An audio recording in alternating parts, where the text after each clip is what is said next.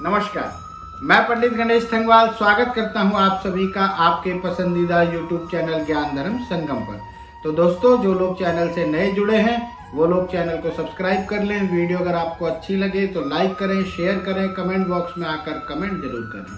साथ ही bell icon को hit करना ना भूलें, जिससे कि मेरा प्रत्येक वीडियो आप तक पहुंचे। तो दोस्तों, आज की वीडियो का जो शीर्षक है वह है सहनशीलता।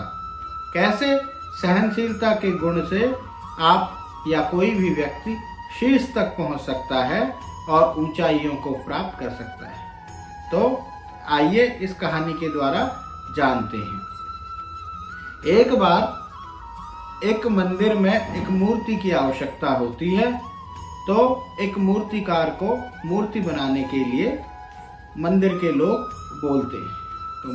तो मूर्तिकार बाजार जाता है और वहां से 2 पत्थर मूर्ति बनाने के लिए लेकर आता है। तो मूर्ति बनाना प्रारंभ करता है, छेनी हथौड़ा लेकर पत्थर को तराशने लगता है। जब पत्थर को तराशने लगता है तो पत्थर से कुछ रोने की आवाज आती है।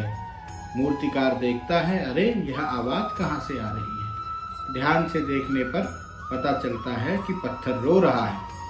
तो मूर्तिकार पत्थर से पूछता है कि क्या हुआ, तुम रो क्यों रहे हो। तो पत्थर कहता है कि हे मूर्तिकार, जब भी तुम छेनी और हथौड़ी से मुझ पर चोट करते हो तो मुझे असहनीय दर्द होता है, मुझे बहुत दर्द होता है। मैं इस दर्द को सहन नहीं कर पा रहा हूँ। तो मूर्तिकार देखता है और मूर्तिकार को उस पर दया आती है। मूर्तिकार उस पत्थर को छोड़ देता है और दूसरे पत्थर को लेकर मूर्ति बनाना प्रारंभ करता है। छेनी हथौड़े से तराशते तराशते अंततः एक बहुत ही सुंदर मूर्ति बनकर तैयार हो जाती है। फिर मंदिर के लोग आकर मूर्तिकार से पूछते हैं, क्या मूर्ति बनकर तैयार हो गई है। मूर्तिकार बोलता है, हाँ, यह मूर्ति तैयार हो चुकी है, आपके सामने है। मूर्ति को देखकर सभी अचंभित हो जाते हैं। अत्यंत सुंदर, अत्यंत ही सजीव सचित्र लगने वाली मूर्ति जो है मूर्तिकार ने तैयार की होती है। मंदिर वाले सभी लोग प्रसन्न होते हैं और मूर्तिकार को उचित दाम देकर मूर्ति को ले जाने लगते हैं। तभी उनकी नज़र साथ में पड़े पत्थर पर पड़ती है। तो मूर्तिकार से पूछते हैं कि हे मूर्तिकार, यह पत्थर आपके काम का है। तो मूर्तिकार कहता है कि नहीं, मैं इस पत्थर को लाया तो मूर्ति बनाने के लिए था, परंतु अब इसकी मूर्ति नहीं बन पाएगी और अब यह मेरे किसी काम का नहीं है।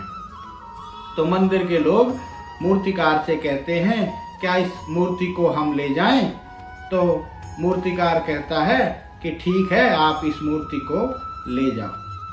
तो मूर्ति को ले जाते हैं और साथ में वह दूसरे पत्थर को भी ले जाते हैं। जब दोनों को ले जाते हैं तो मंदिर में जो मूर्ति बनी होती है उसको प्रतिष्ठित करते हैं, उसको स्थापित करते हैं और सभी लोग उसका पूजन करने लगते हैं। तो तभी पुजारी जी से लोग पूछते हैं कि यह जो दूसरा पत्थर आप लेकर आए हैं, इस पत्थर का क्या करें, इस पत्थर को आप क्यों लेकर आए हैं।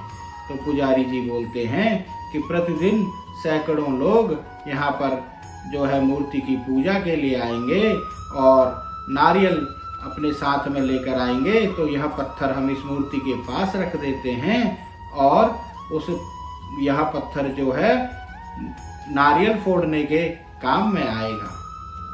तो जो पत्थर होता है वह यह दृश्य देखकर ही अत्यंत पीड़ा में होने लगता है और सोचता है कि अगर मैं मूर्तिकार की छेनी हथौड़े की चोट को सह लेता तो आज मैं भी इस मूर्ति की तरह ही प्रतिष्ठित होता और इस मंदिर में शीर्ष पर लगा होता। परंतु मेरे उस चोट को सहन न करने के कारण अब मैं जीवन पर्यंत तक इन नारियलों की चोटों को प्रतिदिन सहन करना मुझे पड़ेगा। तो दोस्तों, इसी प्रकार जीवन में भी जब कभी कठिनाइयाँ आती हैं, परेशानियाँ आती हैं, उनको हम अगर अपनी सहनशीलता से, अपने धैर्य से थोड़ा समय रुक जाएं तो हम भी जीवन में शीर्षता को प्राप्त करेंगे, ऊंचाई को प्राप्त करेंगे। और यदि हम उन परेशानियों से, उन कष्टों से, उन चोटों से दुखी होकर अपने कार्य को रोक लेंगे तो हम भी दूसरे पत्थर की तरह जो है अंत में पीड़ा को सहन करेंगे और शीर्ष तक पहुंचने का जो हमारा सफर है उसको तय नहीं कर पाएंगे और अंततः जीवन पर्यंत दुखी रहेंगे। तो दोस्तों, सहनशीलता से प्रत्येक कार्य को करना चाहिए और धैर्य और सहनशीलता का साथ कभी भी नहीं छोड़ना चाहिए। तो दोस्तों, जो लोग चैनल से नए जुड़े हैं चैनल को सब्सक्राइब जरूर करें। आज की वीडियो में इतना ही। नमस्कार, धन्यवाद।